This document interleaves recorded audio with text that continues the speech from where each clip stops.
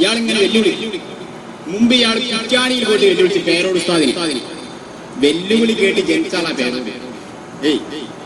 ബാബാമുദ്ദീന് കുത്തുബായി ഒന്നാണ്. ചെറുപ്പത്തിൽ തന്നെ ഗണ്ണന് മണ്ണായിട്ട് വളർന്ന നേതാവാണ്. അല്ലാഹു അവിടുത്തെ ദറജ വർദ്ധിപ്പിച്ചു കൊടുക്കുമാറാവട്ടെ. ഇവരൊക്കെ നമ്മളെ ആദർശ രംഗത്തുള്ള എത്ര വലിയ നോക്കൂ നിങ്ങൾ.